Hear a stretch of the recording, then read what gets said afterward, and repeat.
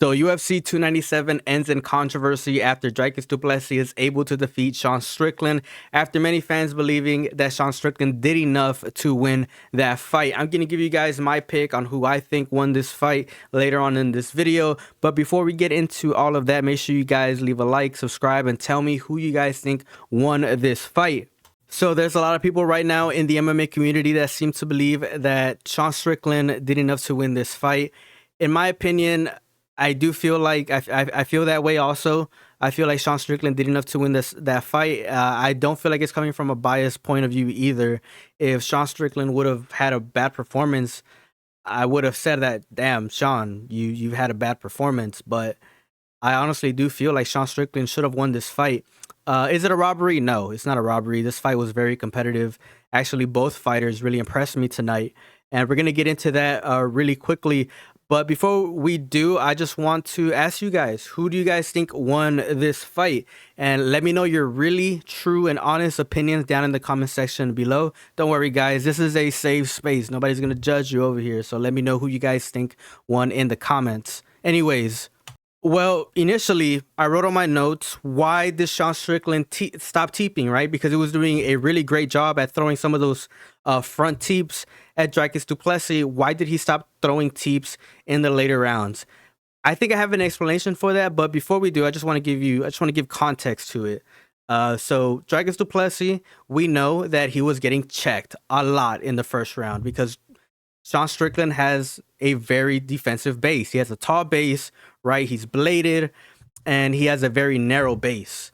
And so when someone has a base like that, it should automatically scream, this guy is a defensive fighter first. He's defensive minded. And that is exactly what was happening in round one. How do we know that?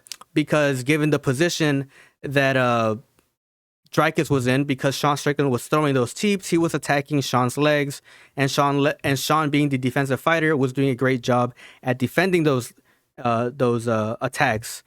But here's the thing, this is where Dricus impressed me, because I feel like he realized that and he needed to adjust. And how did he adjust? Well, ladies and gentlemen, he started to flurry against Sean Strickland. He started to do these flurries against Sean Strickland, and he went a step further. He started doing flurries against Sean Strickland, making Sean Strickland defend against those flurries, and then finishing off with attempting to secure some takedowns. And that is a very, very smart adjustment on Dricus du Plessis' part. Very, very smart adjustment. That impressed me. That impressed me a lot, because he was able to get Sean Strickland to not only stop, right? Because we know that Sean Strickland likes to come forward with that little Muay Thai march, like taking little small steps, right? He did that against Israel Adesanya, and he was able to get Israel Adesanya to step out of his base a lot and move around in the octagon and not really sit down and, get to work, per se, against Sean Strickland. So Dricus realized that, like, okay, I need to stop Sean Strickland. How do I do that?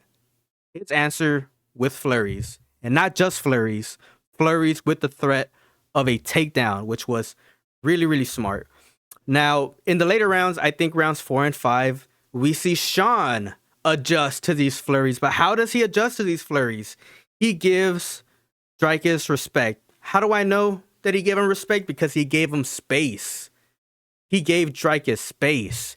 He was like, okay, I'm going to march on my back foot because I know that you're going to shoot him for a takedown. That's why we see Sean Strickland having more success in defending some of those takedowns in round 4 and in round 5, specifically round 5, right? Where Dricus was noticeably trying to do a flurry and finish with the takedown. And Sean Strickland gave him space after he was done being offensive and was just like, okay, bro, here, let me defend that real quick. And that was part of the reason of why Sean Strickland had a very successful round 5, was because he adjusted to the adjustments made by Dricus in round 2 and 3. High level stuff, man. Some high level stuff. There's nobody else talking about this. By the way, I haven't heard a single MMA page talk about, the adjustments and the adjustments to the adjustments. So if you guys kind of appreciate that, I would really appreciate, a like, a subscribe, a comment. If you guys agree with me on some of these points that I'm making right now, let me know. Or even if you disagree or agree with them. Let me know down in the comment section below. All right, I want to ask you a very important question and answer me truthfully, young man, in the comment section below. What do you value more, damage or some of these wrestling and grappling statistics? Answer me truthfully. Let's go ahead and look at some of these data points, because don't you just love data? It tells you a whole bunch without, you know, all the bull, you know. Anyways, Sean Strickland landed 183 total strikes, and Dricus du Plessis landed 140 total strikes. So Sean Strickland landed 40 more strikes than Dricus du Plessis. Dricus, though, was able to get 6 out of 11 takedowns and get 2 minutes and 8 seconds of control time total.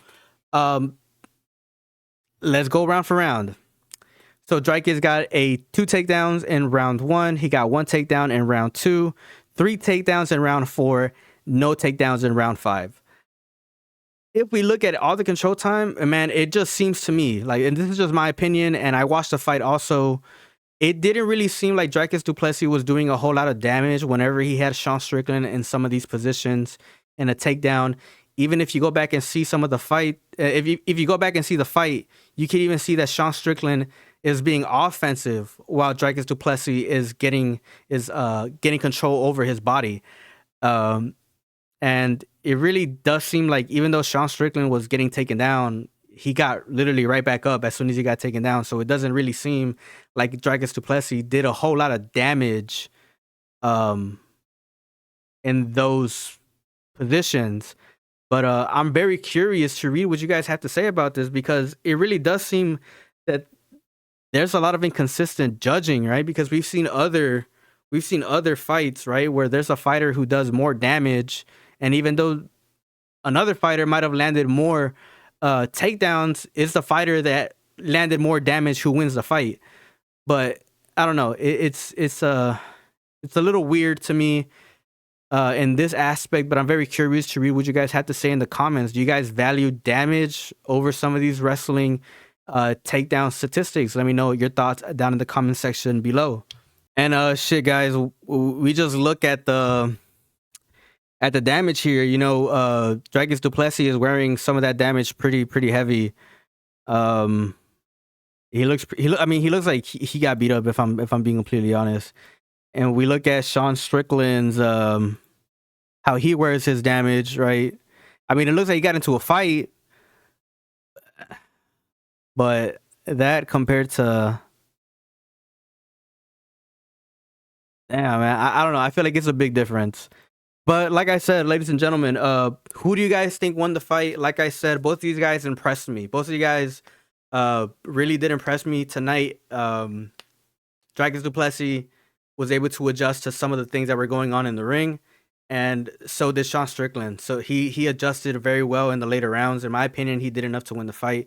But I'm very curious to read what you guys have to say in the comment section below. As always, I will see you guys in the next video. Peace out.